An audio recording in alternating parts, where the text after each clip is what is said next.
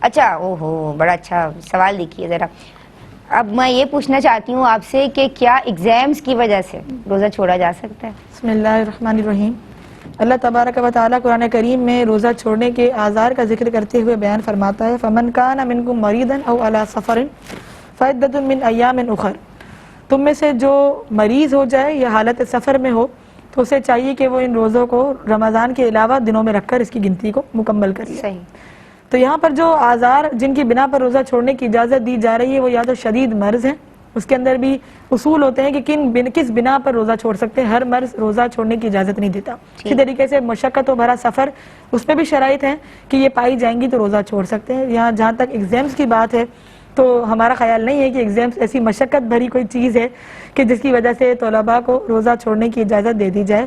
اور چھوٹے چھوٹے آزار کی بنا پر ہمیں دیکھ رہی ہیں وہ کہیں گی اتنا سلیبس ہوتا ہے، آپ ہمارا نصاب دیکھیں. ہاں تو آگے چل رہے ہیں، رخصت نکل رہی ہے. یہ جو ہے وہ آزار وہ شخص پیش کرتا ہے کہ وہ طلباء پیش کرتے ہیں، برا نہ مانے، لیکن ہم نے بھی ایکسپیرینس پورے کیا سال کی تیاری نہیں ہوتی.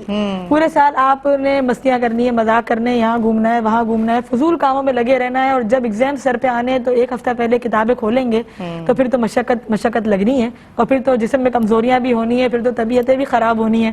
تو ظاہر سی بات ہے ایسی صورت میں تو ایگزام دینا آسان ہے ہی نہیں. تو اب آپ پہلے سے تیاری رکھیں اپنی. جب آپ کو پتا ہے کہ آپ کی ڈیٹ پہلے سے آ جاتی ہے کہ ایگزامس ہیں رمضان میں، تو آپ اپنی پہلے سے تیاری پریپریشن اچھی رکھیں. پھر نہ جسم میں کمزوری ہوگی، نہ پرچہ لکھنے میں مشقت ہوگی، اور نہ امتحانی مرکز میں تکلیف ہوگی. تو ان چھوٹے چھوٹے آزار کی بنا پر روزہ بالکل چھوڑنے کی اجازت نہیں ہے. بلکہ آج کل تو بڑی آسانی، امتحانی مرکز میں پنکھے لگے ہوئے ہوتے ہیں، آرام سے جاتے ہیں، پیپر دے کر آ جاتے ہیں، آنا جانا بھی کوئی پانی پلا رہے مشقت بھرا نہیں ہے، پوچھ رہے ہوتے ہیں. تو یہ کوئی تکلیف دہ چیز نہیں ہے جس کی اجازت دی جائے.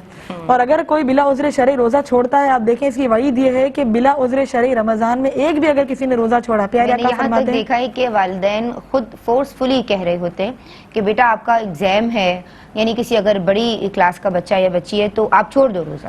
تو یہ نا ایک تو والدین کی تربیت ہی والدین کی نہیں ہے نا. وہی بات ہے کہ ہم کہتے ہیں نا کہ ماں کی گود اولاد کی پہلی تربیت گاہ ہوتی ہے. تو وہ تربیت ہی غلط حاصل ہو رہی ہے، بچے کو دین ہی غلط سکھایا جا رہا ہے. پہلے کے دور میں تو خواتین بچوں کو مار کے نماز پڑھنے کھڑا کرتی تھی، آج بچوں کو سلا دیا جاتا ہے نماز کے ٹائم پر.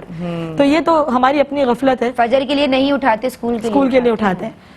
تو بہرحال یہ کوئی ایسی مشقت نہیں ہے ایگزام کی جس کی وجہ سے یہ روزہ چھوڑنے کی اجازت دی جائے. اور آپ یہ دیکھیں کہ اگر کوئی شخص بلا عذر شرعی ایک روزہ بھی چھوڑتا ہے، نبی کریم نے فرمایا کہ پھر چاہے وہ پورا سال روزہ رکھتا رہے، اسے کہ رمضان کے روزے کا بدلہ یہ نہیں بن سکتا.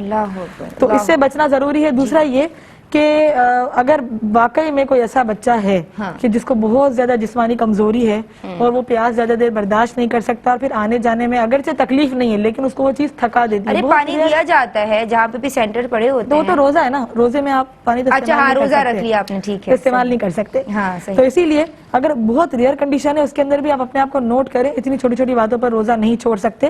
تو اولا تو برداشت کرنا ہے، کر کے رکھیں. اور پھر اس میں فضیلت سن لیں. پیارے آقا نے فرمایا کہ بنی اسرائیل کے ایک نبی کی طرف اللہ نے وحی فرمائی کہ تم میں سے جو شخص اللہ کی رضا کے لیے مشقت برداشت کرتے ہوئے روزہ رکھے تو اللہ تعالیٰ اس کے جسم کو توانائی بخشے گا اور اس کو اس پر اجر عظیم عطا فرمائے گا. سبحان اللہ. اور ایک ہی ریکویسٹ میں کرنا چاہوں گی ہمارے اداروں سے کہ اپنی آسانی کے لیے دوسروں کو امتحان میں نہ ڈالیں. ویسے بھی اللہ تعالیٰ نے جو احکامات انسان پر نازل فرمائے ہیں ان میں سے کچھ احکام تکلیفیہ بھی ہیں.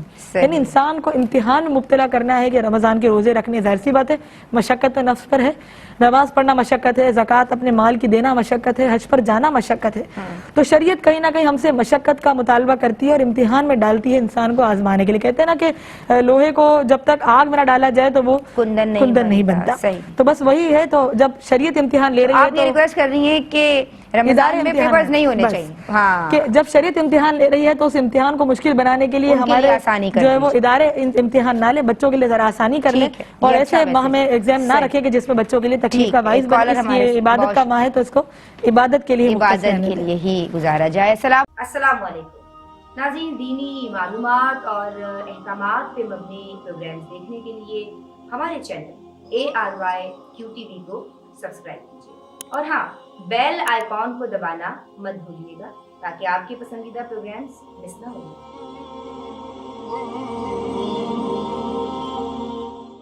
اللہ